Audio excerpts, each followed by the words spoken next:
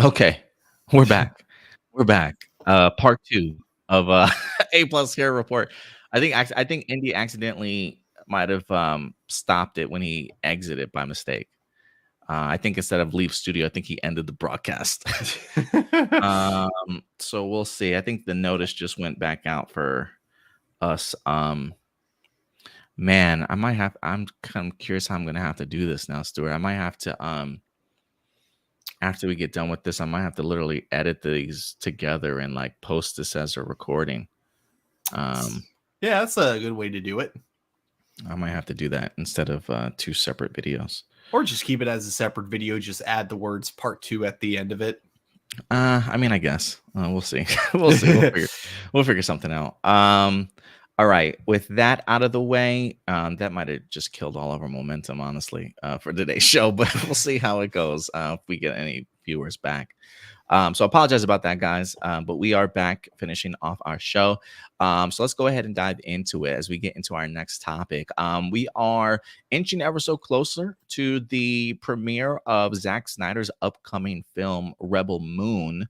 I believe this movie has been split into 2, or at least the fact that there is 2 parts to this movie, and a lot to certainly hopefully come out of it. When Netflix tries to acquire a lot of rights and brand new ideas, I think they have big aspirations in mind, in the sense of wanting to build up sort of a brand new cinematic universes and brand new worlds. Like, what can you get the most out of?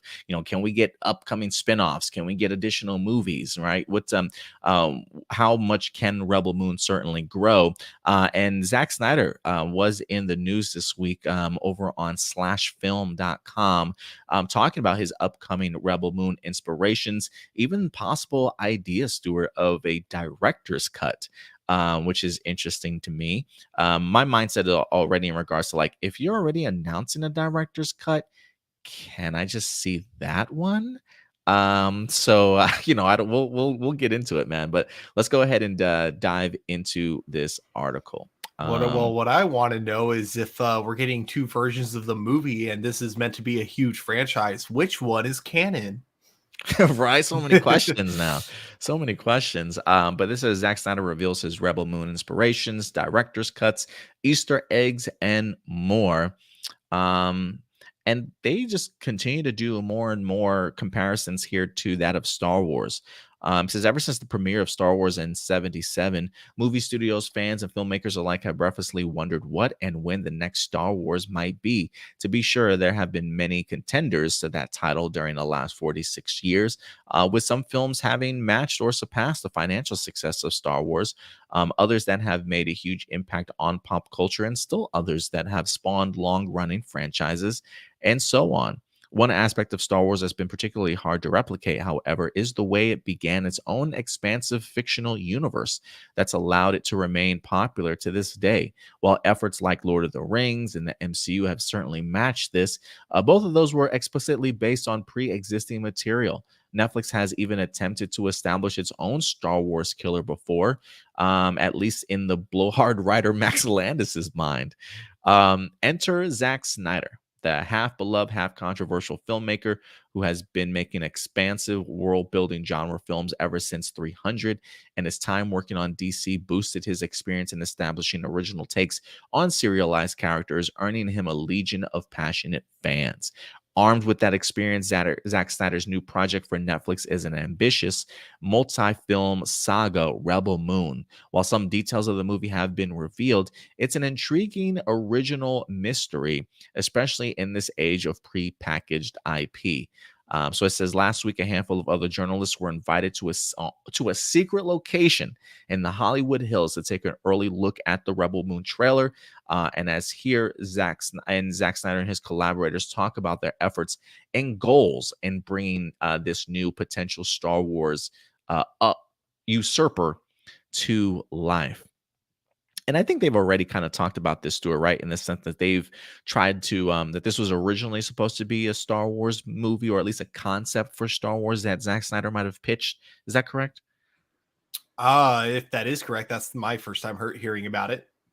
It says the comparisons between Rebel Moon and Star Wars aren't idle ones, as the two films were actually linked upon inception. Producer Zack Snyder's wife, Deborah Snyder, explained at the event. He says, once it was a Star Wars film, and I never wanted it to be, is what Deborah says. I remember I said to Zach, I just feel like your hands are going to be tied so much in what that IP is, even though it kind of lived outside of it. So I was kind of happy when that fell apart because I always felt like it was better. We learned so much with all our years working with superheroes and creating those worlds, and to do something now that's wholly original, we got to do a little bit of that in the world of zombies and with Las Vegas. But to do something that is fantastical, we say it's science fantasy more than science fiction, and to take all those skills that Zach has been honing and to do something in this space just seemed really exciting. What's your take on that? Yeah, so I think this is actually kind of brilliant because a lot of times, some of the biggest complaints you get with Zack Snyder when it came to his take on Superman and Batman, you get a lot of people saying, well, that's not my Superman, that's not my Batman with his particular takes. And I feel like you would have gotten that if this ended up being a Star Wars movie. You would have had someone say, hey, this isn't the Star Wars universe. This isn't, the world of Star Wars that I grew up with. But now with this being a completely original IP, all characters that Zack Snyder is using, he doesn't have to worry about those type of fans or anything. He can do whatever he wants with this world, and no one's allowed to complain about certain things being out of character by certain characters, because it's like, no, these are his characters. They can act however he wants them to.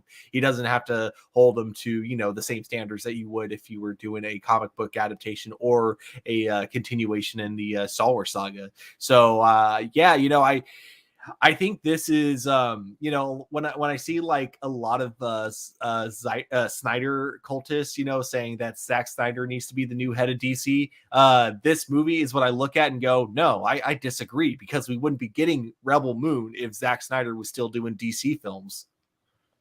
Yeah, I totally agree with you. I think I'm glad that Zack Snyder ended up staying far away from Star Wars because, there are a lot of gatekeepers when it comes to Star Wars. And regardless if this was going to be attached to a prominent character or even if it was going to be its own characters just set in a different aspect of the Star Wars universe, there can be some people that'll be like, this isn't Star Wars. This doesn't feel like Star Wars, right? And then you're going to have to deal with the toxic fandom of Star Wars. And then you're going to get the Zack Snyder cut people come in and start shitting on Star Wars even more, yada, yada.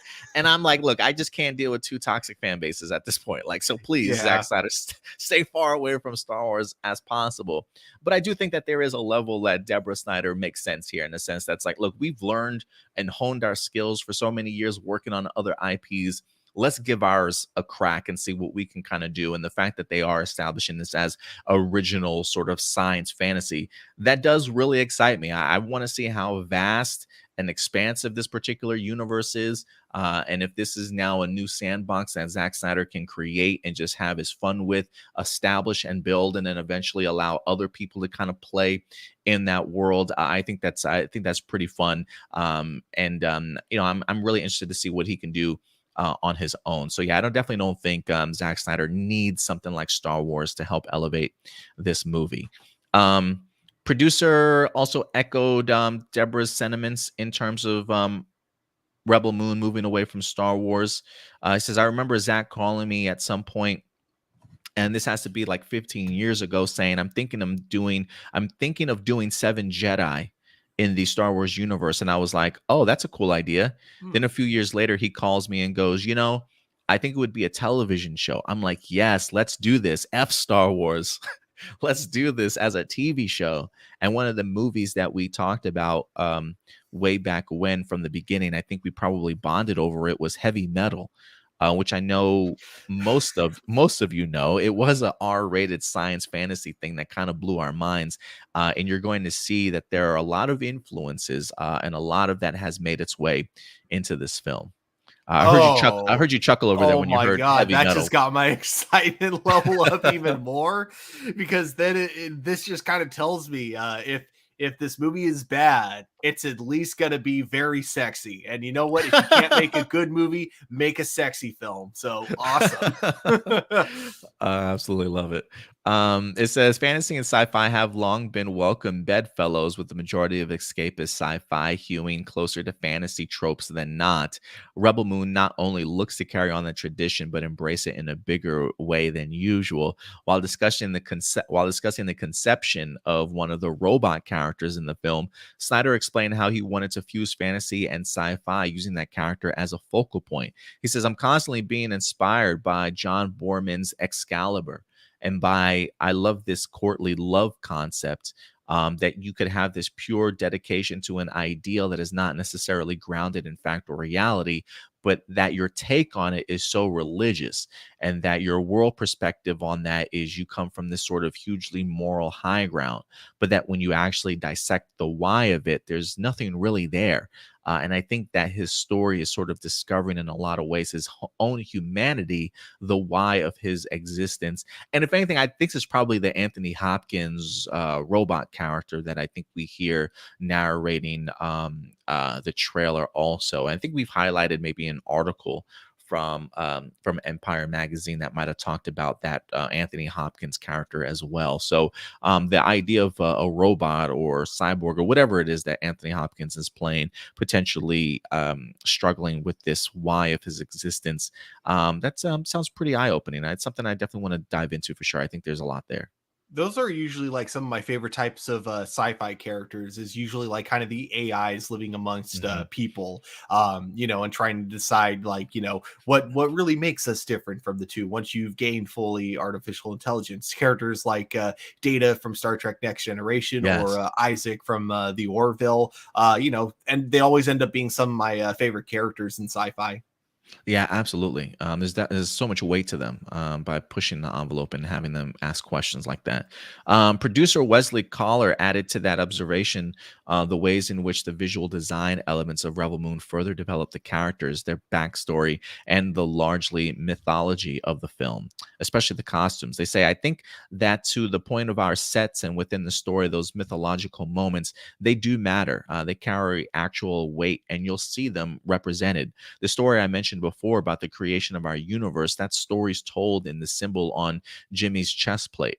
All those things that, as you unpack the movie, they all exist and they all have legitimate weight in the arc of the world we're building, but also the story that we're telling. It says, of course, Snyder and his team know that building a galaxy, let alone a world, requires a good deal of grounding and not just visual effects driven fantasy. Newman went on to mention how the challenge to any movie, and particularly a movie that takes place off world, is authenticity. The production team described how nearly every facet of this film, from casting to the actual planting of 10 football fields of wheat, as Deborah Snyder said, went to establishing the veracity of Rebel Moon. The production created such a realistic environment. In fact, the extras allegedly pitched Snyder on keeping the sets up and having patrons book tours and stayovers within it, similar to how the set of Robert Altman's Popeye is still a major tourist attraction in Malta. I didn't even know that. Is that true? Like, look, there are a few places in the world, Stuart, that I want to visit. I want to go to, was it Tusnia, to visit the Star Wars set of A New Hope. I want to go there. And now that I know that Popeye set still exists, I kind of want to go to Malta to check it out also. Hell, even put up New Zealand's The Shire, from Ooh. what they wind up doing there for the Lord of the Rings. So they really are going above and beyond to make this as grounded and authentic as it possibly can. And I think those just add incredible layers to making a film successful, Stuart. I gotta say, the Shire is definitely one of my bucket lists of places I want to To visit before visit. I die. Yeah. But no, I definitely think you're right. It definitely feels like, the one thing that kind of worries me about this is that, yeah, it feels like they took all this time really developing this world. They really wanted to make sure this feels like a real universe that we're stepping into. And the fact that Zack Snyder not only has sequels planned for this, but also spin-off shows. My only worry about it is I just hope it's not one of those movies that spends so much time on world building and setting up other things that are to come in the future that it forgets to make its own, like, first outing a good movie. Yeah, that's a good point because there are a lot of moving pieces here, and they have talked highly about like there's just so much more to come. So yeah, hopefully, while there is more to come, hopefully they don't set up too much stuff within this movie and just enough to go ahead and tell the story that certainly needs to be told. It says Netflix is already preparing to release the Snyder Cut. Oh, Jesus. The Snyders, Newmans, and Collars spoke a good deal about other aspects of the world building of Rebel Moon.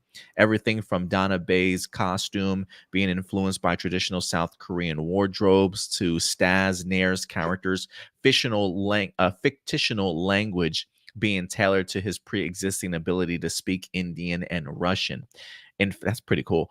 In fact, as Deborah Snyder revealed, they had their linguists create 4 different languages as well as a language for the mother world, an ancient language that recreated, which is embedded in the costumes. What? Like, the attention to detail is bananas to me, but I love shit like this, Stuart. I truly do. If all of this sounds like a huge amount of creative material for several movies, let alone 2, it won't surprise you that as Slash Film was the first to report, Snyder already has extended cuts planned for release later on. I can't help myself, he cheekily remarked. According to Snyder, it was Netflix who initially suggested making extended cuts part of the plan from the get-go, something he was ecstatic about. So this is what he says. He says, I was like, that's cool.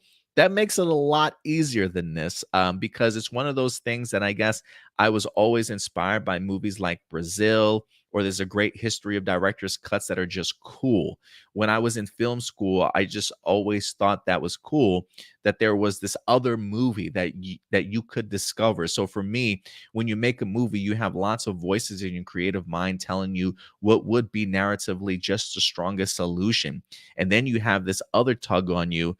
I do anyway, that is like, well, what if there's rabbit holes that are really amazing to go down and just kind of learn about different aspects of the characters?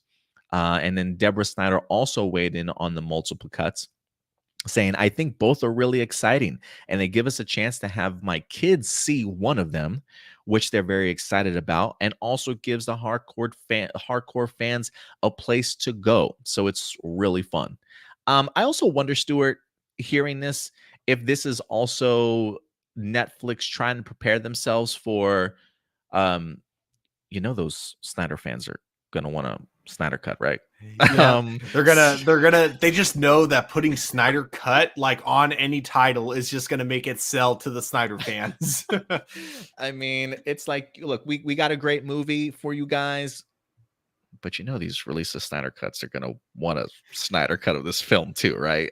So you gotta pander to everybody. If Um, anything, I feel like Netflix's mistake was announcing it. I think that what they should have done is they should have like planned it out a little bit more, like basically have the movie be released, have Zack Snyder send out a tweet saying, I had about an hour and a half more footage that I couldn't show in. Hopefully at some point they'll let me do a Snyder cut of this movie, and then like let the fans rally behind that for a little bit and then announce a Snyder cut. They should have waited, let the fans get anticipated, and then announced it. Yeah, I totally agree with you there. And I do find it interesting that we will have a cut that's PG-13, so it is family friendly. And then the extended cut being rated R. But look, I don't blame Zack Snyder because there is an aspect of like director's cuts that I am a big fan of. I don't want to say I usually prefer the director's cut over the original, but in some cases I certainly do. And like for me, one of those was Zack Snyder's Justice League, which I thought was far superior to the Justice League Josh Whedon film that we wind up getting. So I definitely preferred that one, and it would not surprise me if I kind of prefer the Rebel Moon version over the PG-13 one. But I don't think either of these versions are going to be a slouch. But it just to me, it just continues to show just how much content this guy has, and I think it does open up the idea of like, hey, if we do release an extended cut, like he says here, there might be pieces to that extended cut that people might want to see elaborated upon a little bit more, and you give Netflix that opportunity to explore it down the line if they certainly want to. So it just adds for more content for them for sure. Yeah, I definitely agree. I think a lot of times, the director's cuts of movies end up being better, but only if you've seen the original version Original, first, right? because there's a reason that they didn't release that version in theaters, and that's just because it's not like it feels formatted for a movie to you because you've seen what the original version looks like. But what a lot of people don't kind of consider is that if this is your first time watching it, it's not paced like a movie. It's not like it's not the way that it's intended to be watched. So always watch like the original first before going into director's cuts, and I think you'll enjoy the director's cuts a lot more because of it. Yeah, no, I totally agree with you there. And there's plenty more to this slash film interview, guys. If you want to go ahead and check it out for yourself, I highly would recommend it. But he does go on to talk a little bit more about Easter eggs that certainly might pop their way up here into these films, but certainly worth a read. So again, that's slashfilm.com of Zack Snyder talking about Rebel Moon. I actually want more content out of Rebel Moon. I know we got ourselves a trailer, but I wouldn't mind another trailer, more featurettes, more character posters. I don't necessarily know when the release date of this is. I'm trying to see if it has it. Oh, it says Rebel Moon premieres on Netflix December 22nd. So it is set to Oh, be okay. a big sort of Christmas event. So mark your calendars. Plenty more marketing and promotion, I think, definitely coming. Now that I see the release date in December, we definitely have more time. So I certainly expect them to slow burn this promotion for sure.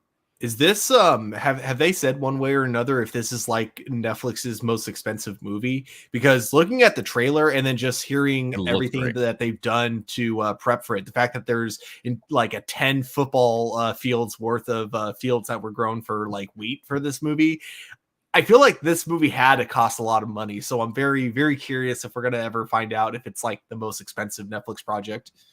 It might be. Yeah, I'm kind of curious to see how much they put towards this compared to like how much money they've paid for acquiring other IPs kind of in the past, you know.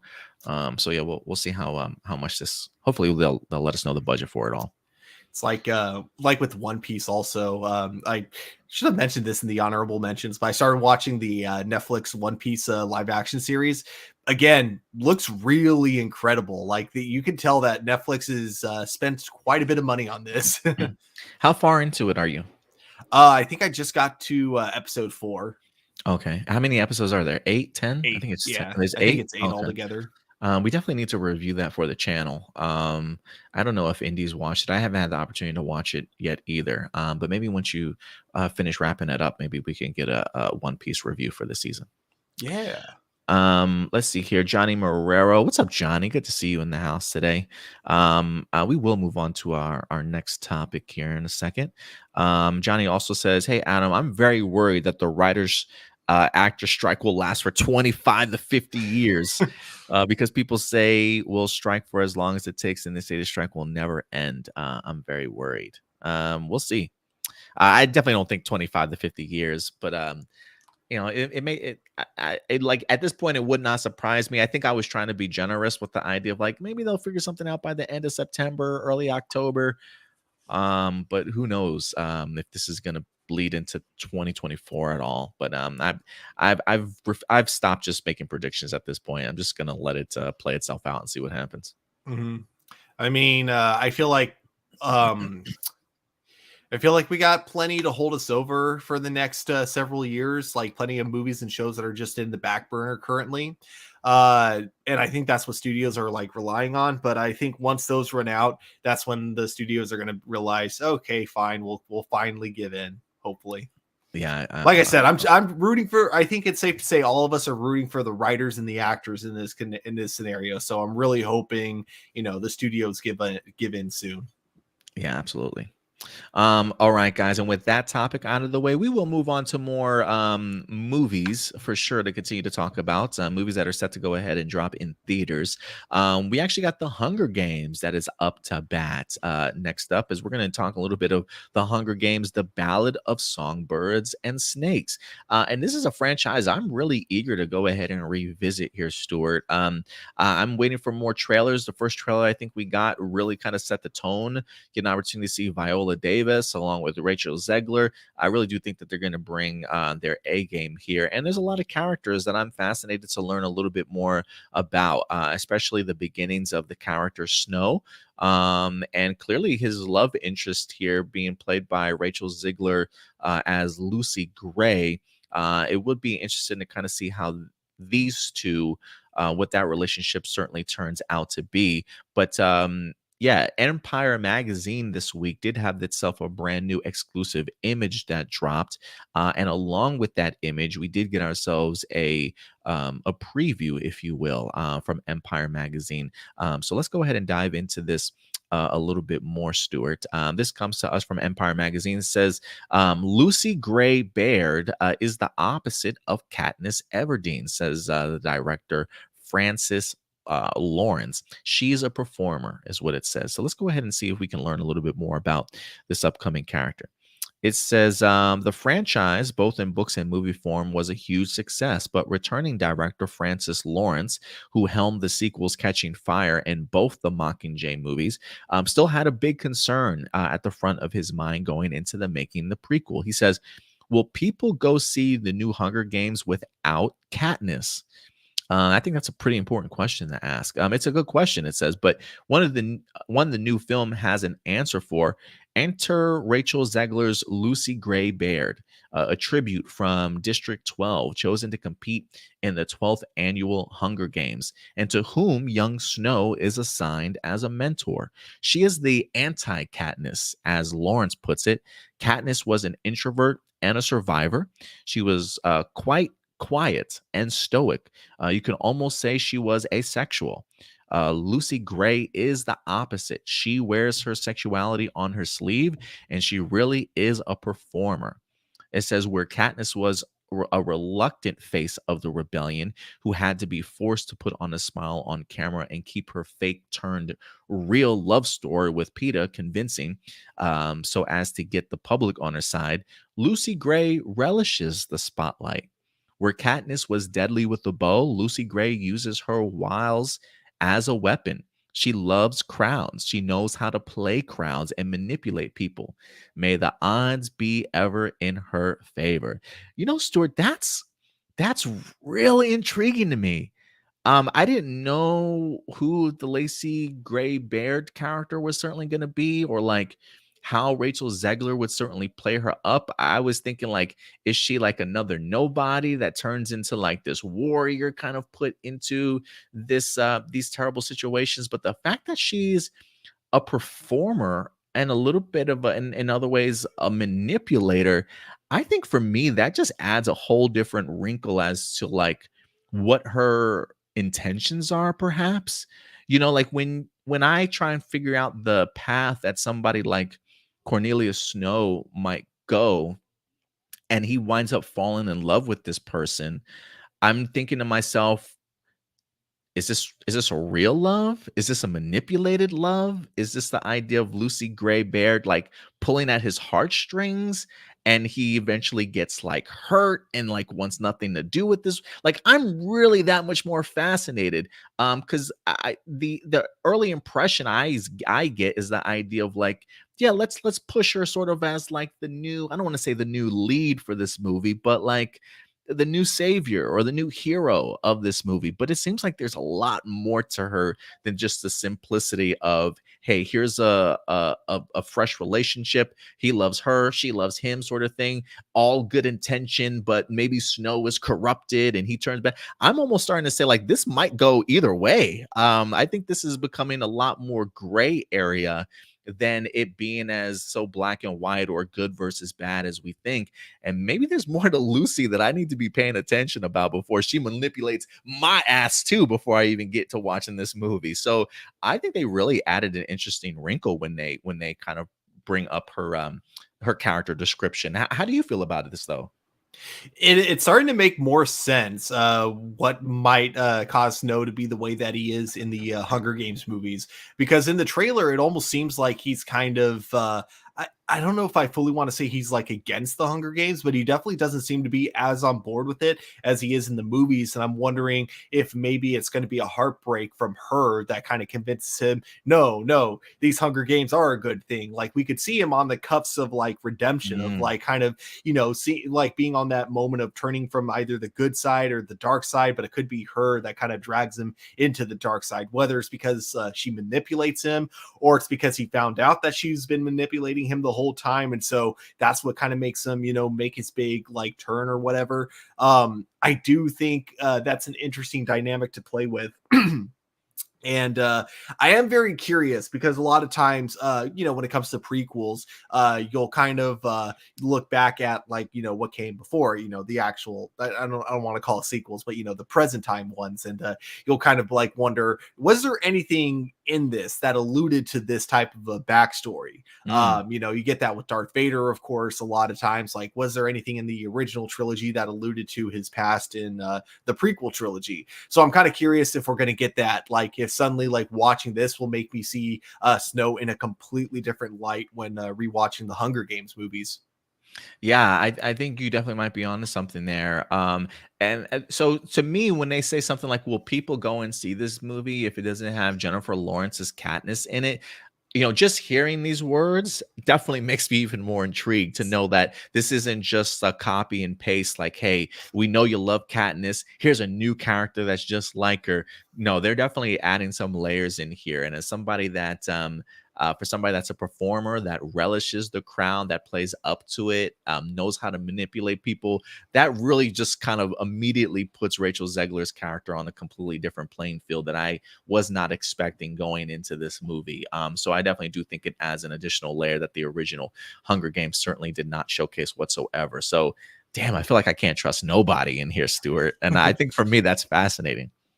Yeah. So yeah, very intrigued because I actually need to rewatch the Hunger Games movies because I've seen all of them, but I haven't seen any single one of them more than once because I only watched them like in theaters. Haven't watched any of them since then. Yeah, it's been a while since I've revisited them. I know my girlfriend has probably gone through them before me, rather recently. I think she was watching them sometime last year again, but or maybe it was earlier this year she rewatched them. But I need to get back on it because honestly, I watched Catching Fire. I remember seeing Mocking Mocking was a Mockingjay Part One, but I unfortunately, if I did finish it, I barely remember it. It's so long ago, and I never finished the series. I never watched part two, so it's definitely worth a revisit, at least for the last three of these movies, because I feel like the first one is like something I constantly used to watch all the time. So it'll be interesting to revisit it. But yeah, definitely go ahead and check it out, guys. The Ballad of Songbirds and Snakes sounds pretty intriguing, and it feels like it's going to be a fresh wrinkle into the Hunger Games franchise. Something definitely worth seeing. So, guys, definitely go ahead and let me know your thoughts. Now that you hear this about Rachel Zegler's character, Lucy Gray Baird, what's your perspective on this character? And does it make you view this movie a little bit differently? Let us know your thoughts in the comment section box below. But yeah, already like just right from the right off the bat, I am giving this movie credit for not just trying to be the exact same movie as Hunger Games. Yeah, absolutely. Absolutely.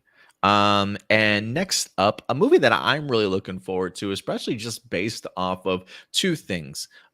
Where we find ourselves in society right now with the emergence of AI. There are a lot of people that are very worried or wary, I should say, about artificial intelligence and really how it's going to affect our sort of everyday lives. Some people use it on a daily basis to certainly help them out in their lives as a tool. And some people probably have other agendas that I think we're still trying to figure out, especially as the strike continues to move on with the WGA and SAG and things like that. Artificial intelligence is going to be a huge part of this world. And I think at this time right now, when we're getting movies about AI, when we get movies about like Oppenheimer and the creation of the nuclear bomb. I think it all really fits into the zeitgeist of where society is today, and I'm hoping that this upcoming movie, The Creator, will also benefit from sort of the movement that we have currently in the discussions that we're having about AI right now, because The Creator is in the news right now. If anything, the other reason why I'm looking forward to this is the return of Gareth Edwards, the director. The last time that we saw him, he did do the Rogue One movie. Still one of the better Disney Plus or Disney sequel, Disney era, if you will, Star Wars movies that I've been a big fan of, is Rogue One. And so I'm really excited to see him not only tackle this, but also tackle an original concept. So for all you naysayers out there that are like, original movies don't get made anymore, there's no original movies out there, here's one for you. Go see it. Okay, support original movies. So let's go ahead and dive into this here, Stuart. This comes to us from Empire Magazine. Says the creator, the mysterious title character of Gareth Edwards' original sci-fi, is the Oppenheimer of AI. And they do give us a exclusive image as well. Let me see if I can pull that up here. It says, as the title um, creator, though, aka the person who actually developed the AI that's sending these massive ripples through society.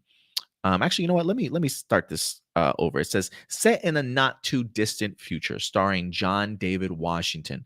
The creator imagines a world where advancements in AI technology have caused the world to split into two factions: those trying to erase it, and the robots it spawned, and those fighting for their freedom.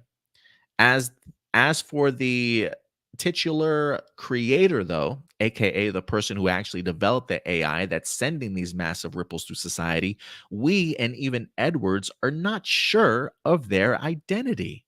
Interesting. He says, speaking exclusively to Empire Magazine, the Empire compares them to a real life scientist responsible for unleashing a groundbreaking weapon on the world, one that's been taken over cinemas for weeks now. They're the Oppenheimer of AI, Edwards says. And there's been this big manhunt for them for years. On one side of the world, they're an Osama bin Laden figure, public enemy number one. On the other side, New Asia, as he refers to it, they're a god, a messiah, and people will fight to the death to defend them. It says Edwards has populated his AI driven world with a huge variety of robots, such as the one seen in Empire's exclusive image that you guys are seeing right now. It says, in the shot taken from a sequence filmed at Sapan Mon Bridge in Thailand, one of the film's locations used for New Asia. The director was keen to make his robots stand out from movie droids that we've seen before and avoid the sci-fi trope of a seemingly human character being revealed as an android all along. He says, I wanted to take that off the table. In this film, it's visually very clear who is AI and who isn't, even with more humanoid ones. It says Edwards took more of a Charles Darwin inspired approach as to show the stages of progression in the robot's functionality. He says, I wanted to make something that like that classic from ape to man silhouette, is what he tells us. So you can see the evolution of the robots from early, boxy, Sony Walkman like ones all the way up to the more visually sophisticated ones with human faces, which are called simulants. He also says it wasn't just the robots outside that Edwards considered carefully. A lot of thought went into the inner emotions and motivations too. Gareth Edwards says they're all as intelligent as each other and treat each other equally. And our first test footage where we turned the monk into a robot, it got me thinking, why would a robot be a monk? What do they believe in? Concepts that used to exist purely in the realm of religion are now overlapping with science. Reincarnation, life after death, being conscious beyond your physical body. The idea of AI having these spiritual thoughts is a big part of why I wanted to do the film. The creator is the robot's god, and the same person the Americans are trying to kill. Pretty pretty insightful stuff here, Stuart. What are you taking away from some of this? Lots of things. Mostly how that this movie is not only taking inspiration from, other taking inspiration from other sci-fi in the right way, but also like taking inspiration from the real world as well. Really trying to think like what's a very original direction we can take on this, kind of world where AIs exist amongst humans. How you can um make like two different I guess these two different like races living on the same planet. How are they going to get along when one side sees the other as villains? And it seems like they're really trying to. It seems like they're really trying hard to make it not very black and white, not very clearly the robots are the bad guys and the humans are the good guys. It seems like there's definitely some complicated layers on both sides, which I really look forward to seeing how that all plays out. Seeing the trailer for this movie, I do think visually it looks really good, and I do again love the themes that it's going for. I think the one thing that's kind of made me hesitant on this movie is some of the dialogue does seem a little bit cheesy, but that's also, we've only gotten one trailer so far, so there's still I'm sure like they only like highlighted the cheesy moments because like those, as cheesy as they are, they do help really describe what the themes are going to be of the movie. And I think it was just because they wanted the easiest way to kind of like show that to the audience, what kind of movie we're getting into. So yeah, overall, my excitement level is definitely there. Yeah, I'm really looking forward to John David Washington in here too. I do think that he's a really good actor. Some kind of muted performance a little bit from him in some of the trailers that I've seen, but I feel like that almost might be, I don't want to say his personality, but I feel like that's almost him in a lot of the movies that I've seen him in. But I do think it probably will go really well with this film. But I love the sound of this. I love just sort of the concepts of the factions. I feel like that's kind of a mentality that we as Americans kind of already live in. And then you introduce the idea of AI on a completely different level than before. I am interested to see how both parties kind of view um the usage of AI in this film for sure, and really what John David Washington's character's motives are certainly going to be in here. But this really intrigues me. I'm glad that they're giving as much thought about this as they possibly can. I feel like this is going to be one of those films, like I mentioned before, that will hopefully hit the zeitgeist of us as a society, and really have us view AI in a completely different way, or at least open up the discussions and conversations that need to be had about it as we go a little bit further. But as far as like the idea of an original movie, this is right up there with something that I personally am looking forward to just eating up. And I hope that this does really well at the box office, because I think original movies do need to get that attention that so many people are constantly asking for. But this seems like this could go a long way. Yeah, I feel like way too many times you hear like a lot of audiences saying we want more original movies, and then we get an original movie and no one goes out to No one see it. sees it. Yeah. Yeah, and it's like even if the movie doesn't look super intriguing, I definitely recommend at least going to get those numbers up, so that way at least people in Hollywood can see, oh, people really are craving original movies now. Because it's one thing to say you want to see more original movies, it's a whole nother thing to actually go out of your way to buy a ticket for that original movie. So if you guys really want to see more original movies, go see this movie. Let Hollywood know that this is what we want to see more of.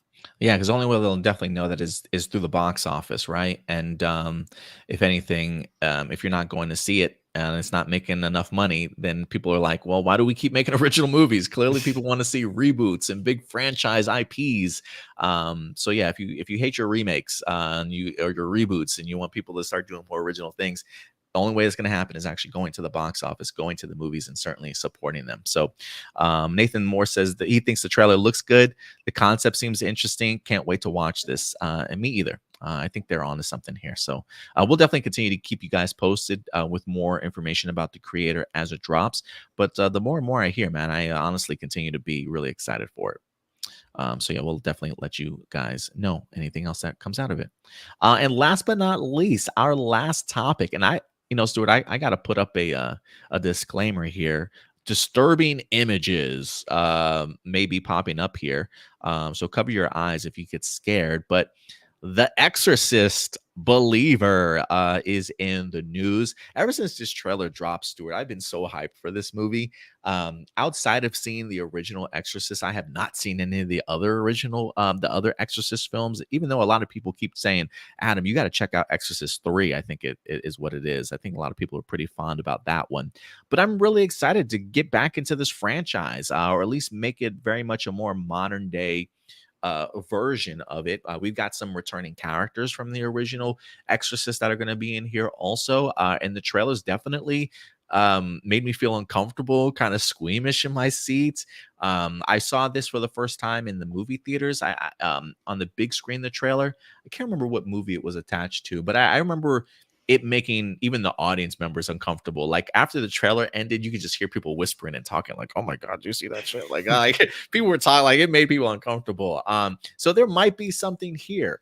But the Exorcist believer is back in the news because the director for this movie was also a big part of the success, or maybe the mixed bag of the most recent redoing of the Halloween franchise that brought back a returning Jamie Lee Curtis tackling Michael Myers once again. I was a big fan of the first one that they wind up doing here as far as the remakes. I don't think I watched the second or third one to round out the trilogy. So I don't, maybe you did, Stuart, and I'll be interested to see where you felt the trajectory of that trilogy went. But he's back. And now he's going to be taking the reins, if you will, of the Exorcist franchise. So, first off, let me ask you about Halloween. How did you like that as a trilogy? Loved the first one. The second one, I loved the first 10 minutes of. The first 10 minutes of the what was it? Halloween Kills, I want to say. Yeah, Yeah, that's what Halloween it was. Yeah. Kills. First 10 minutes were freaking fantastic. Rest of the movie, kind of forgettable if I'm being honest. And then Halloween Ends is the weirdest like end trilogy movie I think I've ever seen, Ooh, that bad, because huh? it feels like we skipped a whole movie. Oh, It wow. feels like, the first two are like, they take place right after each other, right? So you're kind of expecting, especially the way that the second one ends, you're thinking it's going to be the exact same thing with this one, because it like ends in the middle of all this chaos with the second one. So it feels like the only reason you end a movie like that is because you're going to pick it up right where it ends.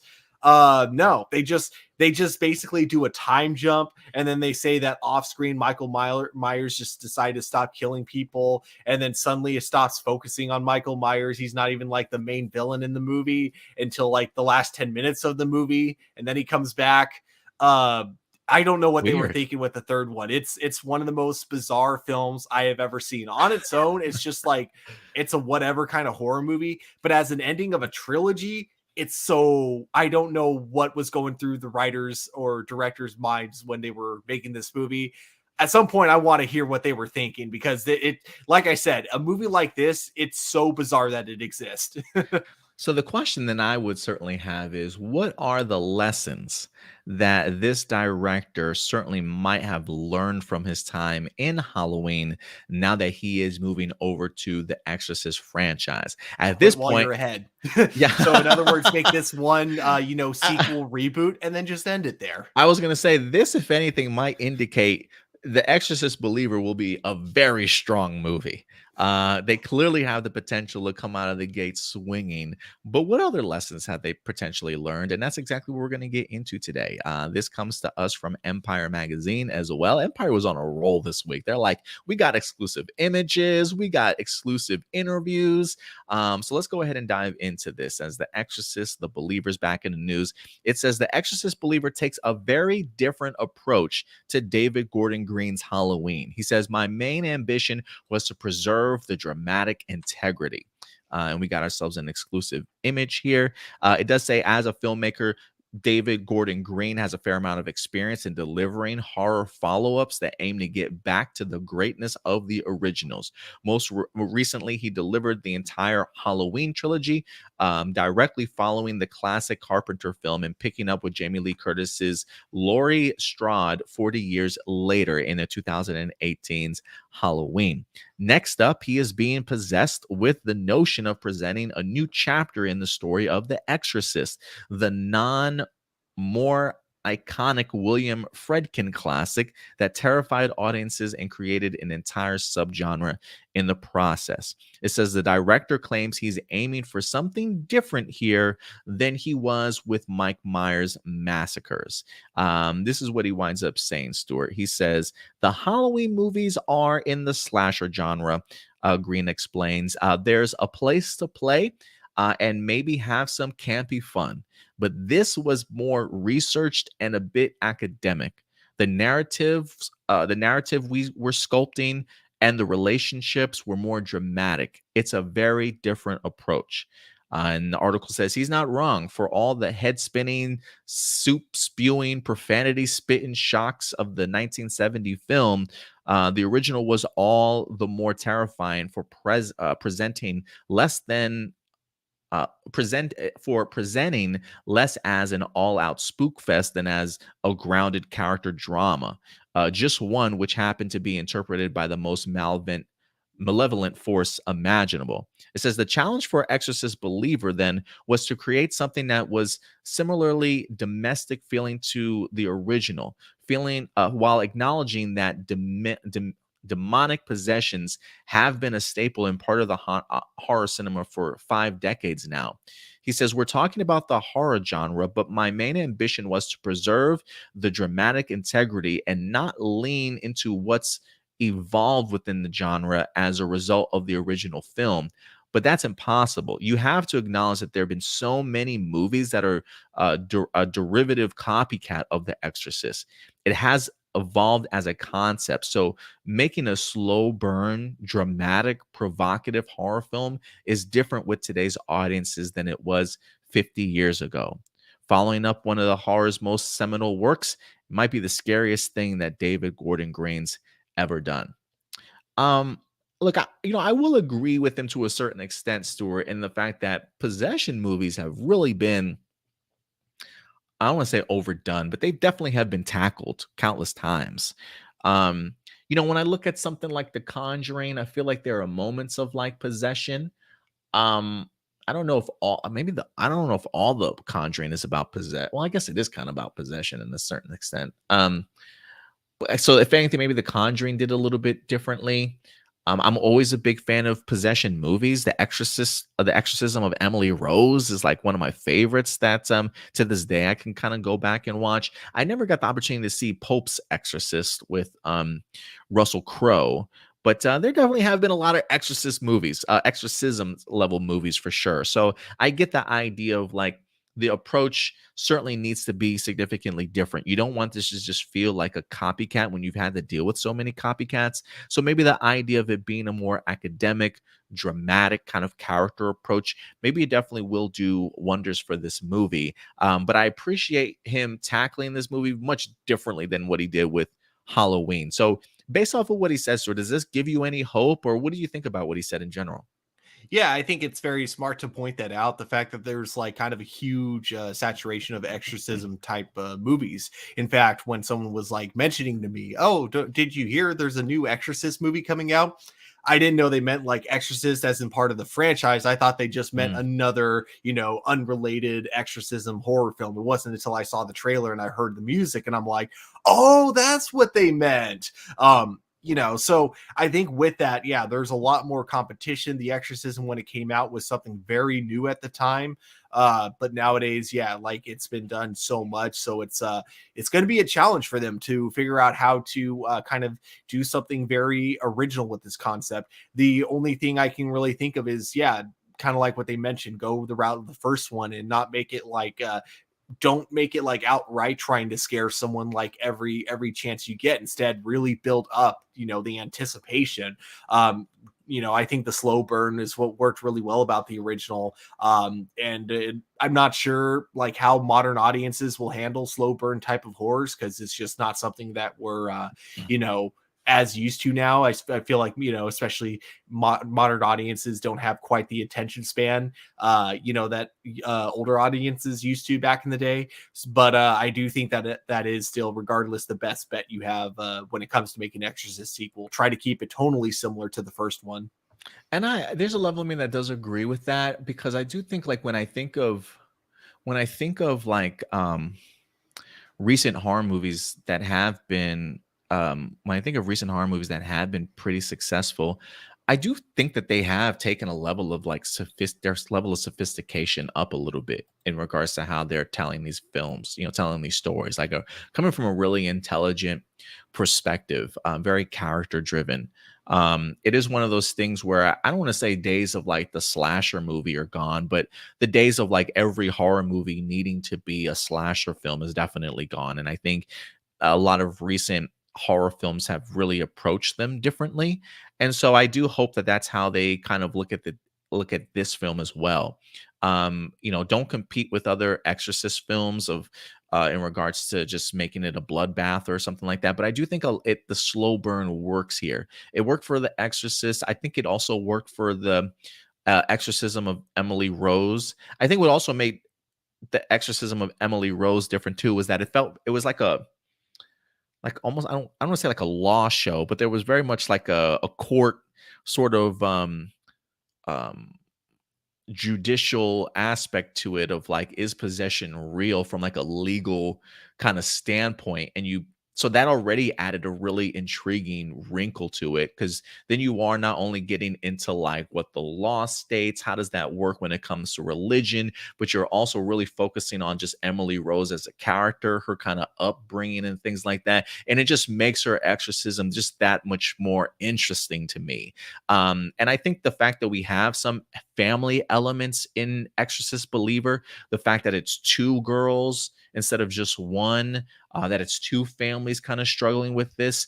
I think the family aspect makes it a little bit more dynamic and drama filled from a point of how do maybe everybody parents differently, right? So the idea of like, hey, maybe what would work for one daughter, maybe one family's opposed to the idea of doing that for the other daughter, you know what I mean? And could really cause some additional drama. And in turn, maybe not doing that, how does that affect the possession of these two girls? So there, I do think the slow burn, methodical, more intelligent, drama driven storytelling could really work, and then give us these shock and awe kind of moments, and really creep us out kind of moments. So it feels like they understand like there is a clear difference between what we did with Halloween and how we need to approach it. So it definitely does give me vibes, and some confidence that at least the first movie will be handled pretty well, as far as like, because they do plan on making more of these. Where they go from here, who certainly knows? But it feels like they've got their head at least wrapped around how to make this one rather successful. But again, it's all going to come down to execution, and we'll see. We'll see how it does. I didn't think of that idea with it being two different families and them having two different approaches. That would be very interesting if you have one family that like fully accepts that both their kids are like possessed, and then one family that's just like completely in denial about it the entire time. Like, oh no, possession isn't real. This can't be happening, really. That would be a really fascinating dynamic to go with if they choose to. Nathan's like, I need it to be extreme. I need I need to be shook. I don't want any of that forgettable mess we get. And um, I guess for me, while I don't necessarily need to be I don't need the whole movie to be extreme, but I definitely need my moments of shookness. Mhm. I definitely need my moments of like scenes that are just unforgettable. Like the whole movie doesn't need to be that way, but if the story is told in such a way that it builds great momentum to those unforgettable moments, even if it's not many of them, I'm completely cool with that. So we'll see what happens there though. I'll say this: a movie, if you're looking for something that'll give you like shock and is a pretty good build up to it, uh, there was this movie that just came out called "Talk to Me," and Yes. I want to see it in have you? movie. I have not seen it yet. I want to see it in movie theaters, but I think it's almost out of theaters around here. I think there's like one or two showings that might be left in like less than a handful of theaters around me. But I have heard so many people talking about was it Talk to Me or Talk with Me Yeah. or something like that. And that's one of the reasons why I said like the level of intelligence that they're making with horror movies these days. That's what I'm thinking in my head, is like that's what I hear from everybody, just how smart it is. And I think if people can take a key away from things like that, then The Exorcist certainly has a chance. But it's on my Oh list to yeah. watch. I'll say this, it has a perfect buildup. When you think you got to the horror aspect, you're like, oh, okay, this is where it becomes kind of spooky. Nope, there's a whole thing that comes afterwards, and it's just so shocking when it happens. It's great. Okay, okay. I'm gonna check it out for sure. It is on my to watch list. So maybe you know what, this week, man, is gonna be the week of movies for me, man. I'm going to the movies. I'm seeing one or two at least. I gotta make it happen, man. I still haven't seen Barbie. I haven't finished Oppenheimer. I didn't even see Across the Spider Verse yet. What? Yeah, You haven't bro. seen Across the I didn't Spider-Verse? see Top Gun Maverick in theaters. Like, I've just missed out on so many great things. This week is the week of movies for Adam, baby. So you might have some reviews headed your way, guys. Okay, as soon as it comes out on like digital, you gotta watch I Across the gotta watch it. Spider-Verse. I gotta watch it. I gotta watch it. But yeah, guys, let us know your thoughts. The director for the filmmaker for the Halloween trilogy came out and had some words about how different the Exorcist believer is certainly going to be. What did you think about what he stated? How would you certainly approach this particular film when it comes to the modern day horror films? Let your thoughts be known in the comment section box below. All right, Stuart. I think with that out of the way, I think you know what time it is. And this time, you may not even have to say anything, Stuart. And now, everybody, it is time for live viewer questions. Questions. And we're back, Awesome. baby. Uh, That's and we're awesome. and we're back. Thank you guys for anybody who did submit live viewer questions in today. I'm going to go ahead and pull this up here for us. Let's go over to our channel page. So again, for all of you who have or want to submit live viewer questions, just always go over to our YouTube channel, click on that community tab. And we have posted a live viewer question post for you guys here. We got 8 questions today. If anything, we'll go from newest first. Let's go ahead and kick this off with good old Blossom certainly coming through. I was wondering where you've been. Have you ever wondered how it'd be if the Rangers were created their if the Rangers created their own Zords? I'm asking because I've never seen the Rangers make their own. My Green Ranger Elliot, he made the rest of their Zords, aka the Rail Riders. Like their Ranger names, they made up the names of their Zord, like Katie's Pink Lightning Rail Rider, for instance. Well, Blossom, as far as where we've been, we just decided to take a week off. I can't remember what happened last weekend. Oh, that's right. I had my fantasy football league draft last week. I had 2 back to back, and fantasy or football season, I should say, actually kicks off this Thursday, baby. So yeah, I'm super excited for the football season. But because of the fact that I had fantasy football drafts last Sunday, I was like, hey guys, take the weekend off and we'll be back for Labor Day weekend. So yeah, that's where we've been. As far as Egg Store, what do you think about the idea of, have you ever wondered how it'd be if the Rangers actually created their own Zords? I really dig that idea. Yeah. I mean, we kind of explored it with Dino Charge because Shelby made a Zord in that season, if I remember correctly. But yeah, I've never Oh seen yeah, like a full season where all the Power Rangers make their own Zords. I think that'd be kind of a fun thing to explore. I think that would be. Yeah. Especially if they get to choose like what animal or like what theme their Zord kind of represents, whether or not they're actual like engineers and mechanics themselves, or if they have like powers to just create stuff, kind of like Juru from Kara Major. But I kind of dig the concept of a ranger creating their own Zord. So we'll see how that turns out. But that's pretty cool, Blossom. Yeah. Get to choose your own spirit animal so you don't have people like Adam complaining about being a frog. I was like, me? No, no, Yeah, not you. I'm a frog. I'm a frog. I'm a frog. Jessica Fryman, what did you think of Nancy Drew, producer, calling out the CW for not letting them know sooner that they were going to be canceled? And do you think the strike is going to impact Harley Quinn getting a 5th season? Uh, I think James Gunn really likes Harley Quinn, so I don't see that show, as long as the writers want us to keep going on that. I think that show is going to be going for a little while. Because from what I hear, season 4 is actually going pretty strong. I haven't seen season 4 yet, but I saw one clip of it where it's Alfred and Harley Quinn interacting together, and it was pretty hilarious. That's all I'll say. I don't know how much of the episode I'm allowed to quote without getting us demonetized. um, yeah, I definitely expect a fifth season. I don't know if the strike is going to impact that at all. I mean, they're literally just dropping Harley Quinn, so I don't even know if they've begun work on a fifth season yet. But I can see them giving us one at some point in time. And speaking of James Gunn, just a quick side note here. There was an article this week, Stuart. I don't know if you read this, that Giancarlo Esposito, I should say. And I always pronounce it, was it Giancarlo Esposito? Somebody always keeps correcting me. I think it's Giancarlo Esposito. But he mentioned he has been talking with James Gunn about potentially being in the DCU. So I am kind of Ooh. curious as to who he might potentially play. But he has come out and said that him and James Gunn have spoke about the DCU. Two roles I think he'd be perfect for, both villain roles, which I'm sure he loves being typecast as. But I feel like he'd be great as Lex Luthor. Like, he does a great job in the Harley Quinn series. But I think the only reason probably not him is because I feel like James Gunn is probably going to be trying to cast young for Lex Luthor, especially someone like probably Superman's age. So if not Lex Luthor, probably Brainiac. I feel like he would be like a perfect voice for Brainiac.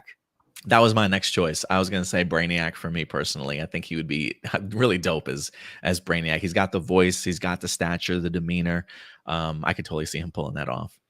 What do you think of the Nancy Drew producer calling out the CW for not telling them sooner that they were going to be Oh, canceled? I hadn't good heard for about her. that, but Yeah, yeah. I heard about this. Basically, the fact that they got canceled with very little notice, so they didn't have time to like actually write an ending for their show. And from what Wow. I hear, it's not like their show was the only one this happened to. I mean, this also happened to Batwoman and Legends of Tomorrow as well. That's why both of those shows ended on cliffhangers, because they while they hadn't gotten confirmation they were getting renewed, there was definitely no news about them getting canceled. And it's also like something that got brought up in the article is the fact that Superman and Lois, there is a chance that it may not actually be saved for a fourth season, because as far as the Nancy Drew producers knew, they were renewed for a second season before they got canceled. And it's kind of like that what's going on right now with Superman and Lois. We know that they're renewed for season 2, but with how much they're changing with the CW, it's a good chance that they could change their minds about that. Yeah, and that's what I think we talked about that the last time when we highlighted one of the shows being canceled, even though it was renewed. I think we mentioned the idea that like the strikes definitely don't help Superman and Lois at this point. Even though they said, "Hey, you're going to get another season," when is filming for that even supposed to begin? Like, are the scripts even done? Right? We were talking about, man, this might be pushed out to like fall of 2024, if not a little bit further, depending on how long it takes for them to kind of wrap the strikes up. So it's like, does CW even want to wait for Superman and Lois to affect their next year's fall schedule? Or is it a case of like, maybe we should just let this go as of right now? So I hope it doesn't affect it, but I am concerned. I am concerned. Mm-hmm. Peg C, hey Adam, hope you're doing well. I have a couple questions. In the trailer for Cosmic Fury, do you think the Dark Ranger's on the Ranger's side, and does he have his own agenda? I am curious as to whether or not how this begins and how it certainly ends. Off the bat, what I want to say is I believe that he is working alongside with them, just based off of what I've seen in the trailer.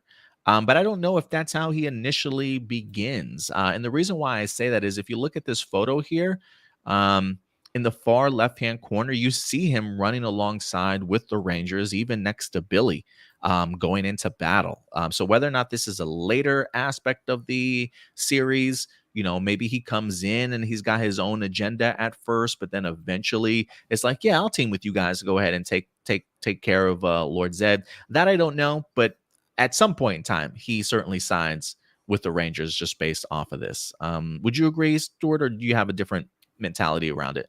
Yeah, I think he has his own agenda, but I don't think it's going to be a evil agenda. I think it's going to be one that just happens to work well with the regular Rangers. The only way I could see him being evil is if this isn't the Snyder from Dino Charge's like world or universe. If this is like the same character but a version that exists in the main universe, Uh-huh. which would be cool. Because correct me if I'm wrong, but I don't think we've dealt with like doppelgangers and Power Rangers yet. At least not the kind that exist in different universes. So it would be cool if this was like our first time, like kind of seeing one, if that's the direction they went with. Yeah, that's interesting. Like the idea of like a variant for Heckle and Snide or something. Or yeah, I'm kind of curious if this is the same. Now that you mention it, yeah, I'm kind of curious if this is the same guy or not. So we'll see. What are your thoughts on the Teenage Mutant Ninja Turtles Mutant Mayhem being out digital release while it's still in movie theaters? Is it really on video on demand already? Um, I guess so. That kind of surprises me a little bit. Let me look at the box office. If it was 2020, I wouldn't be surprised, but I feel like nowadays, that's something that I don't know shouldn't be going on anymore. I feel like movies deserve to have their full run before they get released digitally. You would think so, Stuart, but they still, I feels very much adamant about like the 45-day window, allowing it to just be in theaters like a month and a half and then straight to it, which I think is just is kind of a disservice, man. I think Mutant Mayhem is a really enjoyable movie that should stay in the movie theaters a little bit longer. I mean, I'm glad that it is still in theaters. I mean, the movie itself has only made $152 million worldwide. I don't necessarily know what the budget of it is to judge whether or not, hey, it's broken even or if it's getting closer. But I just think the idea of releasing it that quickly, you automatically undercut your box office residuals, which is a detriment to it. And I'm still very much a believer that the longer a movie stays in movie theaters, the more anticipation for it to be released on streaming services, even if it just released as a VOD at first, I think really benefits it. And I would be interested to see like if that's something that we can kind of equate just financially, like the idea of a movie waiting to be released streaming, benefiting itself not only at the box office, but eventually benefiting the streaming services. So look, my thing is like, even if the movie's not doing itself that well in movie theaters, I think it's almost imperative that you still keep it there to at least get a couple more $1 million here or there. But maybe they feel like, hey, its time is almost up. And I think that's another issue that we have with so many movies being released on top of each other, that there's so much competition that this movie is automatically probably getting booted from theater screens. At your movie theater, Stuart, do you know how many screens TMNT Mutant Mayhem is on, or is it even on your screens right now? Oh, it was I don't think we have it anymore, but when we did, it was only on one screen. I don't think we even had it in any of our bigger theaters, unfortunately. Have you seen it yourself? I did, yeah. What did you think of it? Oh, I thought it was great. I wasn't a fan of one, but this is like as a Ninja Turtles fan, I wasn't a fan of the change in backstory for Splinter specifically. Yeah. But besides that, I thought it was an excellent, like, fun film, and I loved seeing how many dads were taking their kids to see this movie. Because even though it was in our small theaters, they at least like filled up, and they were, of course, all ordering pizza. Which you got to order pizza if you're watching the Ninja Turtles. Absolutely, man. That's so cool. Yeah, I was surprised because I really enjoyed this movie too, man. I thought this is a great film. I would agree that would probably be my only gripe. I am kind of curious if there's more to his backstory that maybe Splinter just hasn't personally told us, that maybe gets showcased in like a sequel, especially with the introduction potentially for Shredder coming. So I think there's definitely something there. But yeah, that definitely did bum me out. But outside of that, I was a really big fan of this, and I really enjoyed just the themes and what Seth Rogen and them were really able to tap into for this movie. So that does surprise me, Ram Jam, that it's out on VOD or digital release and still in movie theaters. I think it's undercutting them, but that's just the state of movies these days, man. And I'm hoping that I'm hoping studios eventually change it, because I think they used to do like 90 days, where a movie would be in theaters 90 days, and that would build up to its release digitally on VOD, and then an actual free for everybody on those streaming services. I definitely think they got to get back to those days if they want to get the most out of their movie going experience at the theaters box office wise. It is funny. We had a pre-show. I think it was for The Flash, and during that pre-show, they had like this news report from like 1990 about Batman, Tim Burton's Batman movie coming out on video, like cassette, way earlier than most movies at the time. And me just kind of like looking at how that was such a big deal back then. But I think the turnover was like it was slightly less than 90 days, and nowadays that's just really common. Yeah, super common.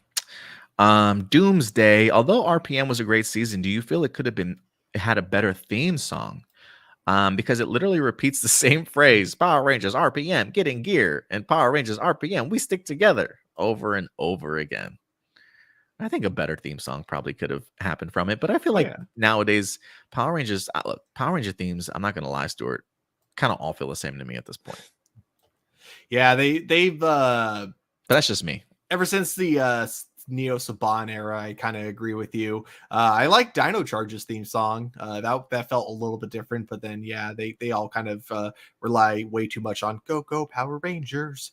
But with RPM though, okay, so something really funny. I definitely recommend checking these out. I mentioned this before when Datila and I were doing our favorite or ranking all the Power Ranger theme Current songs. themes. Basically I mentioned how there's actually like several different demos of Power Rangers RPM from different like bands that have tried out.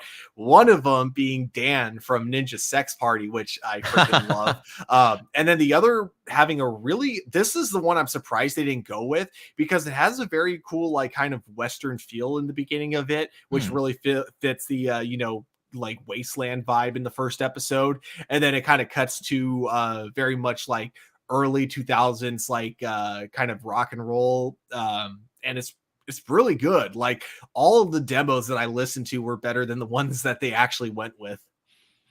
Yeah, and Marcelino brings that up. He says, "Yeah, there are actually some demo versions of RPM that are better." So yeah, you guys definitely agree in that regards. Um, yeah, theme songs are important, man. Theme song, and I love Bert Selling's music. I really do. I need to approach Bert Selling and be like, "Look, I know you're probably a big time music composer, but can we do some like some compensation? Can I pay you to make a theme song for Hero Report? I want those synth vibes. You know what I'm saying? I want those synth chords for sure." Johnny Marrero, he says, "Hey, Adam, I got two questions. Do you still believe that Amelia will get a battleizer for Cosmic Fury, at least for the final two-third part finale?" A battleizer for Cosmic Fury? I don't think so. I think the battleizer comes in the form of their weapons. Um, they all have their own unique, distinct weapons. I think the Cosmic Fury suit is already sort of like an upgrade or power up. So, like, I already see them fighting in their Dino Fury suits. And so I think the upgrade is definitely the Cosmic Fury suits. So, like a battleizer on top of the Cosmic Fury suits, I'm gonna say no, just based off of the short 10 episodes that we have and the additions of unique weapons for the Rangers. Like I think briefly in the trailer, I don't know if it's a quick shot, and this is just speculation on my part, but there's several like red explosions kind of coming out of the ground. And I think when you watch it clip like just inch by inch, it kind of feels like maybe Amelia's hammer has some sort of like really cool powers and effects. The idea of smashing it on the ground, causing an earthquake of explosion, sort of thing. So, when we talked about the reveal of the costumes and the new images and things like that over the past week or so, I did explain like when it comes to the weapons. I do think the weapons themselves are going to add an interesting wrinkle of them having sort of a power set that visually is really appealing to watch on screen. And I think is going to add a lot to the action sequences. So, no, I don't think we're going to get a battleizer on the Cosmic Fury suits. I think in turn, the weapons will probably take the place of that in its own regards. But what do you think? Do you think we'll get a battleizer, I Stuart, or no? I think if anything, the Cosmic Fury suits are the battleizer. I think we'll get like an upgrade for the suits in like the last episode, and that upgrade being probably just like a symbol. I still think that because there's just so much dead space on the suit, that eventually there's going to be a symbol there at the very end. But yeah, I don't think we're going to get that until the very last episode, and it's not going to be like a traditional battleizer. I think it'll literally just be like a symbol. Um, and while I try and pull something up here real quick, the next question is, what was your favorite moment from the Cosmic Fury trailer, Stuart? Ooh, from the recent trailer, I'm assuming. Yeah. I did really like seeing a lot of the big high scale battles that we're going to be seeing in the show.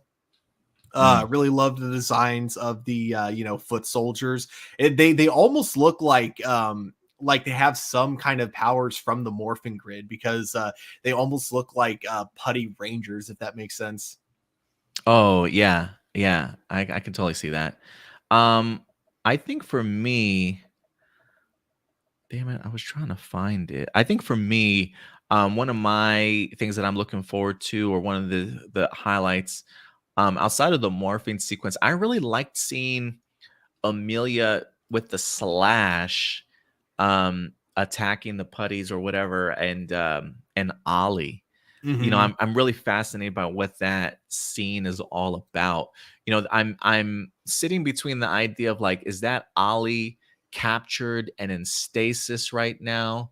And Amelia is there to save him, or has like Amelia been cornered and this is her attempt to kind of escape? Um, I really want to know what's happened with Ollie, and how Amelia certainly feels about it.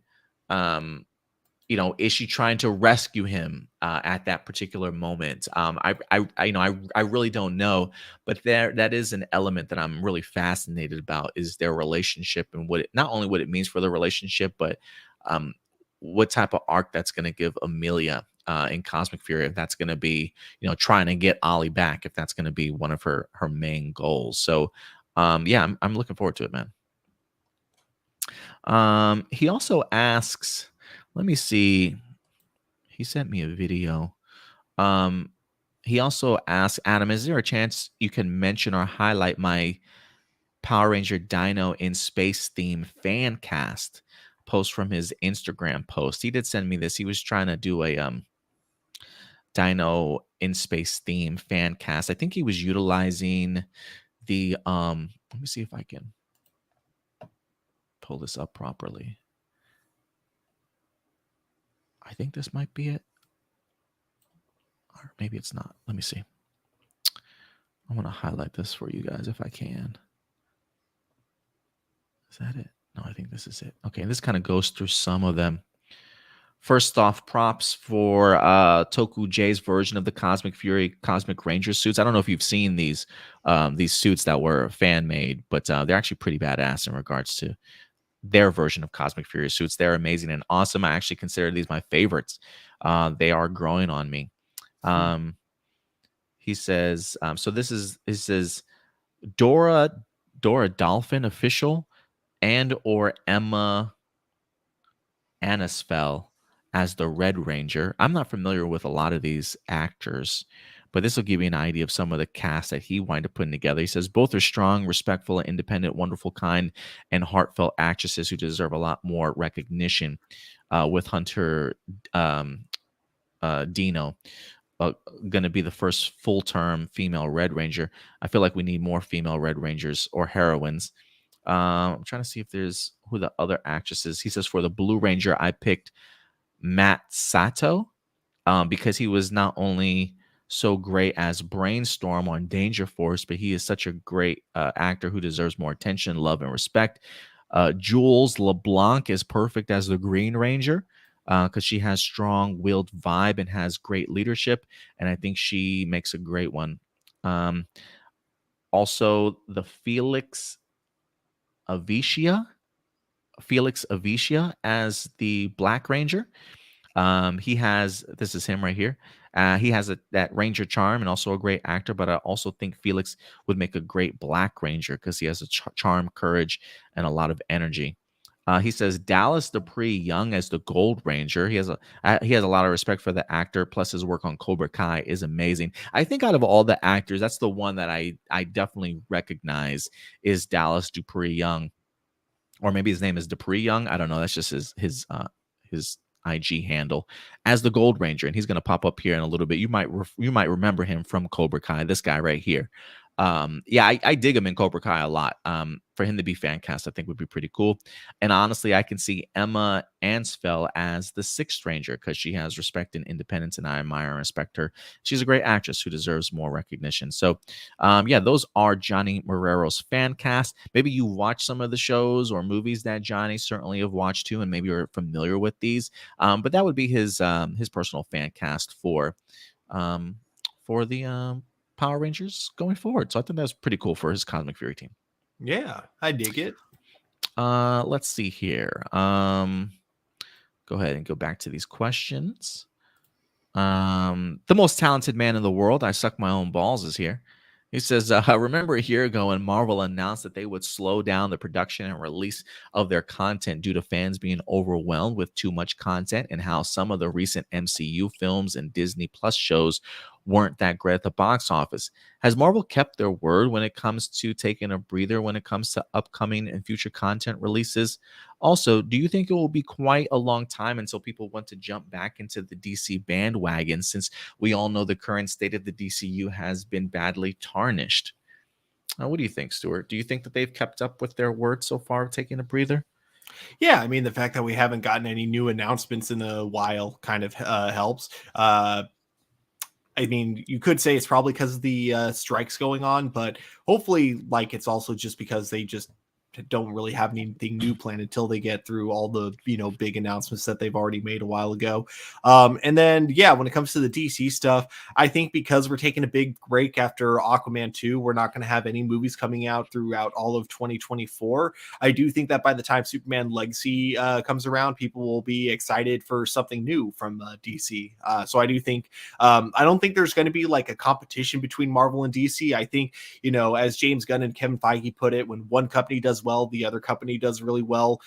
So I do think that I don't think there's going to be any like competition necessarily. I think if they're smart, Marvel and DC will coordinate when they're going to release movies, so you don't end up having, like a Hmm. situation similar to Civil War and Dawn of Justice, how those two almost got released during the same day.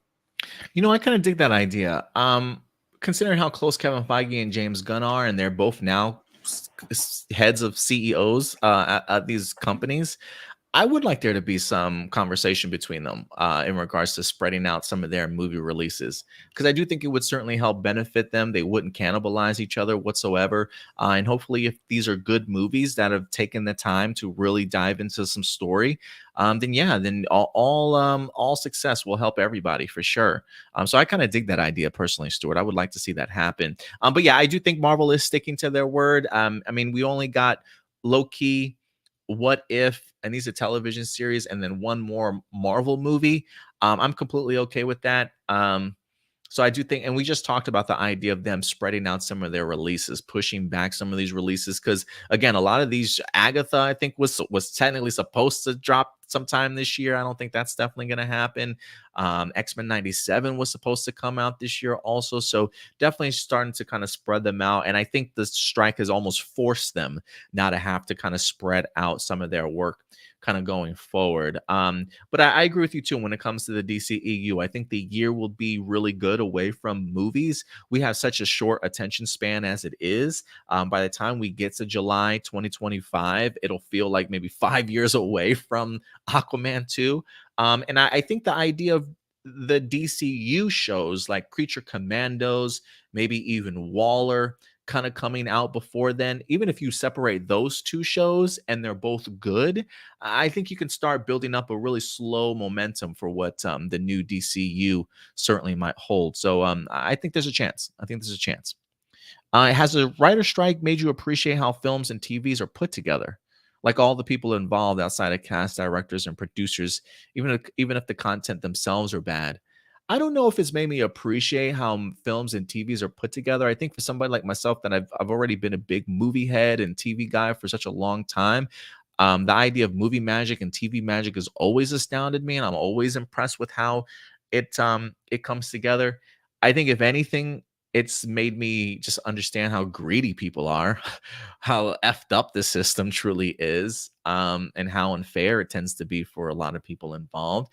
And the idea of people like the content themselves being bad. Stuart, listen, I hear people all the time that are like, we had this weird anomaly happen, bro. And I don't know if I mentioned it to you or not, but in the Facebook chat, um, we posted a couple weeks ago about Stephen Amell being on the picket line, like after his words and things like that. The Arrowcast was set to go ahead and have a reunion.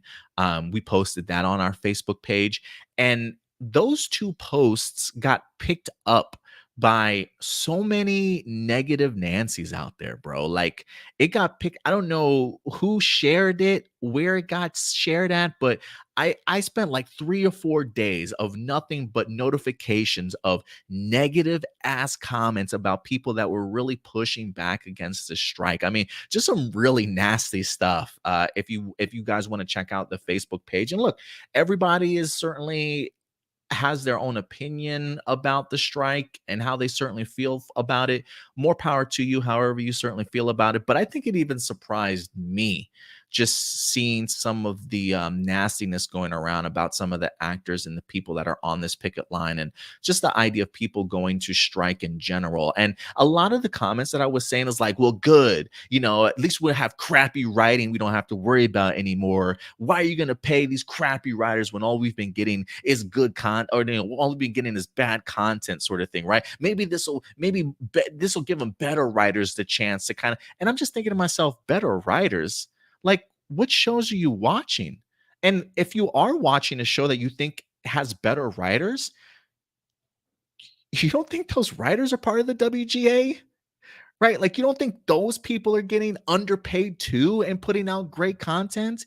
Like, you should be supporting this strike, especially if you want those good writers to continue to succeed. Like, you think those writers are in any better off situation than the rest of the WGA writers? No, it doesn't work that way. So the fact that these people are complaining about writers and actors striking, I'm sure the same writers and actors that you do like on the shows that you do watch are out on the picket line supporting these unions. So please, like, cry me a fucking river sometimes. I get it blows my mind that we are so tuned out to fight against each other and fucking BS culture wars that we can't come together to realize that, like, the 1% is keeping us down, man. And I'm like, you're gonna support these people? Hey, more power to you for having your own opinion, but it's, to me, it just shows, like, it's just a level of misunderstanding or not fully comprehending the fact that even the people you do love as writers and actors that push out great content for you are still in the same position. So why don't you support them also? It boggles my mind, bro. It really does. But that's it. I'm done ranting. I think you're muted. Yeah, you said it perfectly. Like, I can't. Wow, I'm glad that I'm no longer on Facebook, because I would have probably would have been one of those times where I would have just fire's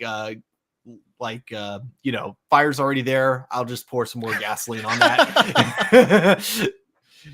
And I look, I definitely tried to do my best to kind of push back as properly as I could, as politely as I could, try and educate some people. But it was maybe like me and 2 or 3 other people that were trying to do some pushback, but eventually it just became so overwhelming. I'm just like, look, I got to get out of this conversation, just because it's like there's just so many people that have such a negative stance on the strike. And look, again, if you feel that way about the strike, that's fine, but don't complain to me about bad writing and the writers deserving not to get paid, when, mind you, the good writers that you love are not getting paid also. So make up your mind.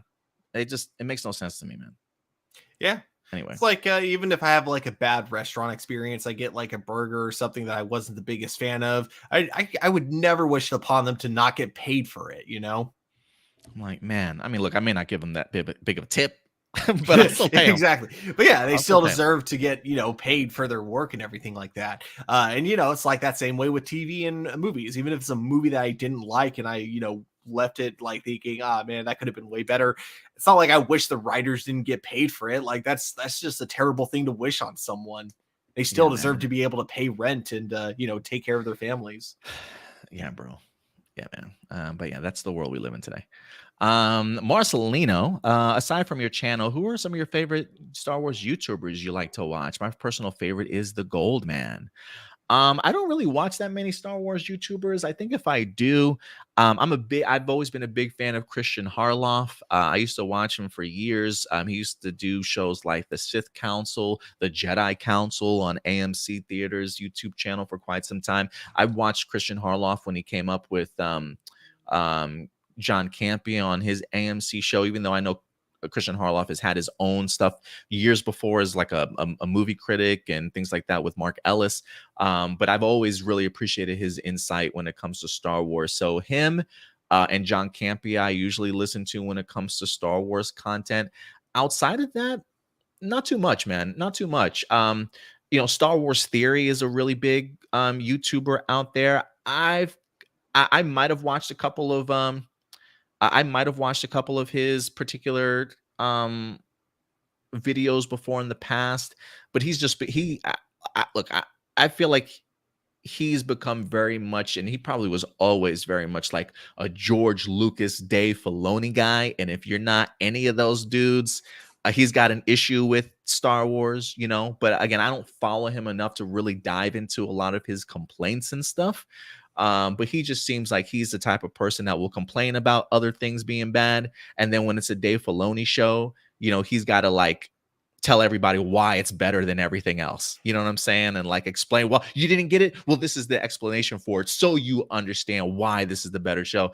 So I haven't really followed him as much as I used to, but those are probably the people that I used to watch. How about you, Stuart? I love Star Wars Explained. I think he's probably Oh, my favorite channel. And then yeah, I used to watch Star Wars Theory as well, but like I don't know, it got to a point where like literally everything he said was just negative and just complaining about Star yeah, I Wars and can't do it. everything. And it just got to the point where it's like, your videos just aren't fun. Plus, he associated himself with geeks and gamers who I fucking hate. So I'm just I just kind of gave up on him pretty much. He also says a lot of fans want to see Power Rangers go animated, but everyone has different views of how it should go animated. Some want a complete copy and paste of Boom Studios and Hyperforce because they aren't comic fans or RPG fans. They want to support the series and feel like they're missing out on a lot of good stuff. So they feel like a copy and paste of the comics will help catch up on what they're missing out on. On the other side, there are fans who think a copy and paste of the comics would be, and Hyperforce would be, a waste for an animated series. And I think that it should try something more original so that way there would be variety. How do you think Hasbro should approach a potential animated series for Power Rangers? And then is there a way to please both sides? I don't know about copy and paste, but I do think taking ideas from the Boom Studios comic books and adapting those into an animated series, that would be a really good way to go. But yeah, the way you tell a story would have to be a lot different because the story was very much intended to be told in comic book form and not really any other way. So, but I think it is possible. I think you could pull it off. Yeah, I think there's a balance here. I think you can pull it off. I don't know if I would want exact copy and pastes, but I do think that there are some arcs in the comics I would not mind seeing explored. Maybe give us different ways to get to those particular points in animated form, but then still give us the concrete big event moments from the comic books in there. I don't know if that makes any sense. But maybe there could be like taking some liberties from what Boom Studios did, but still giving those big impactful moments. Does that make sense, Stuart? Or Yeah. if it's like, if we're gonna do that, just give us the whole copy and paste thing. But I don't want copy and paste. I think there's a lot of stuff you can do in animation that doesn't need to come directly from Boom Studios, honestly. Yeah, I definitely agree with that. He did have an example. He says, The closest example where something similar like this happened and managed to please both sides was the Invincible animated series. Ooh. On the surface, the cartoon does look like a copy and paste of the comics, but it's still different by having comic characters that only show up for a few pages, last longer, and play a bigger role in the series, and plot threads that ended quickly in the comics last longer and are further expanded on. Yeah, maybe something like that. Like I think that the leading up to the big comic book moments could be different. Um, but then, then maybe some copy and paste of the big moments. But other than that, I think you can take your liberties. I think that there are definitely moments, like you said, that I wouldn't mind seeing being adapted exactly like it was in the comic books. But that's just because I'm like a sucker for when movies and TV shows like recreate specific frames or specific shots from comic books, but they do it with like a live action lens. I always love that kind of stuff.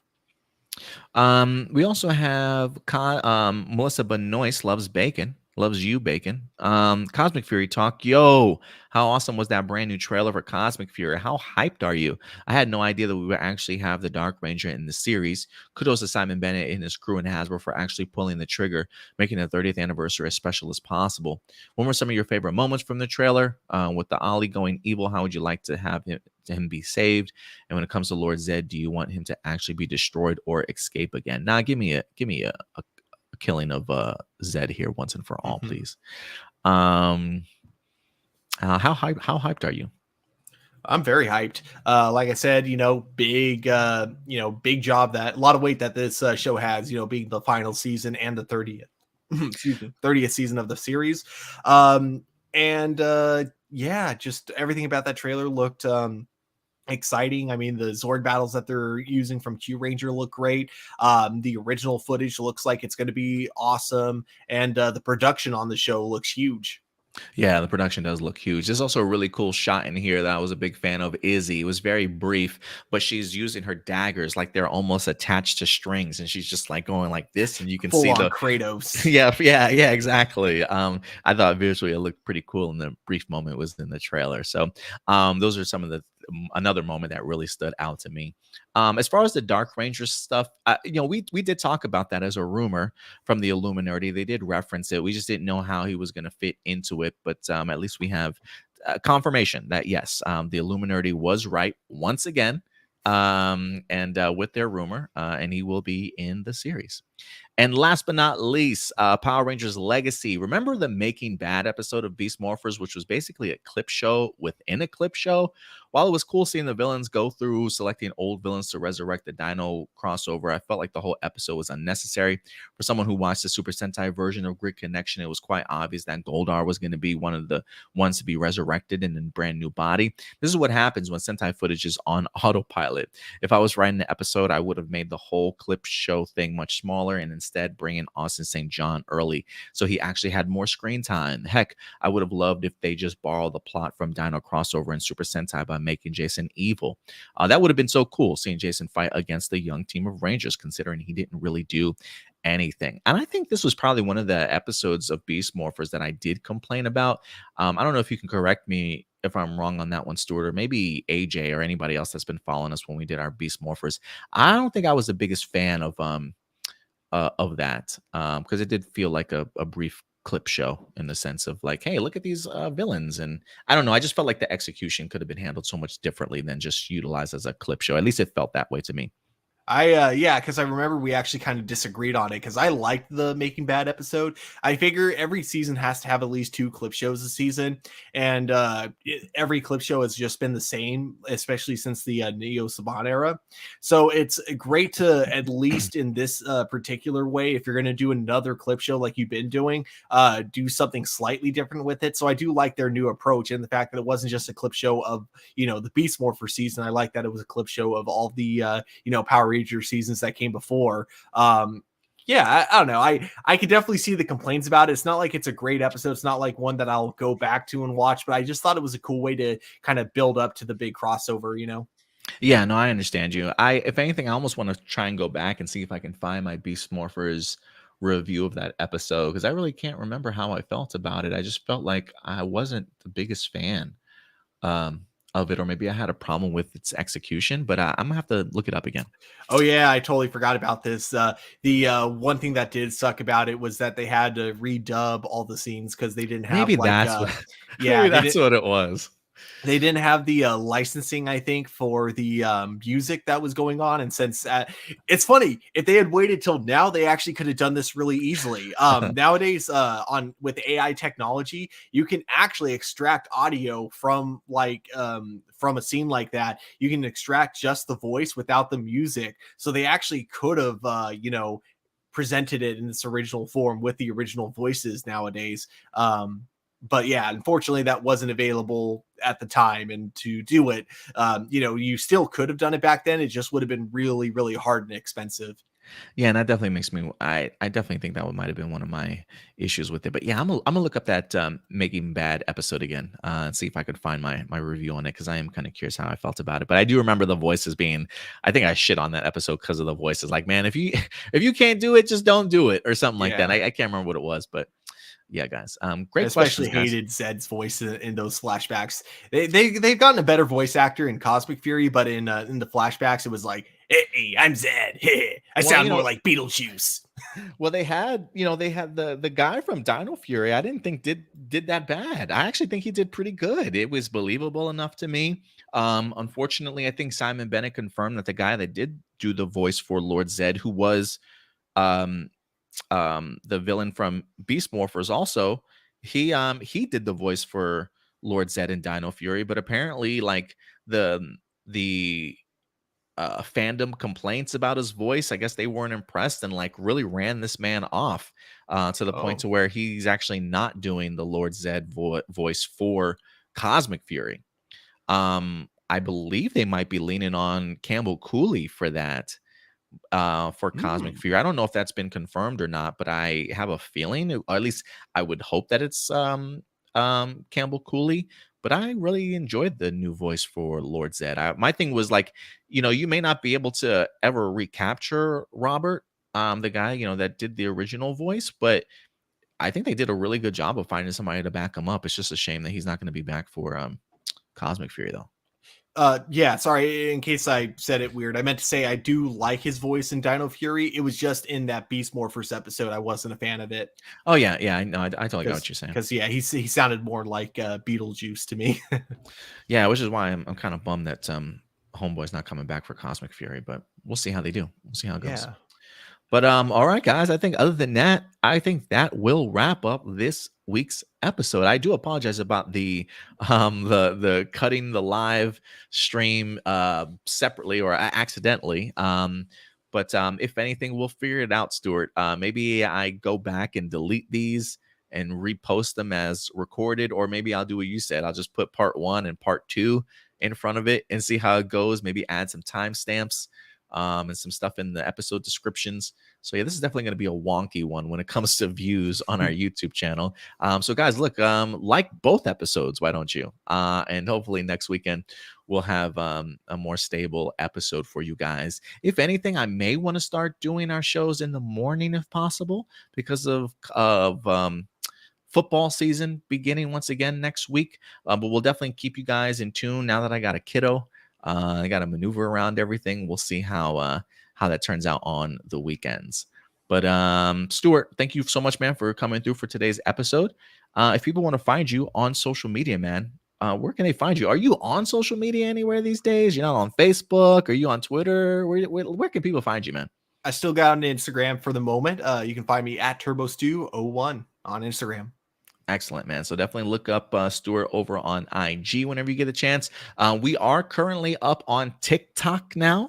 You can find us at Hero Report on TikTok. I haven't done any fancy, cool dance challenges yet, but we are posting some great content over there for you guys. So certainly check it out. And if you want to follow us on social media, at A Plus Opinion, certainly everywhere else.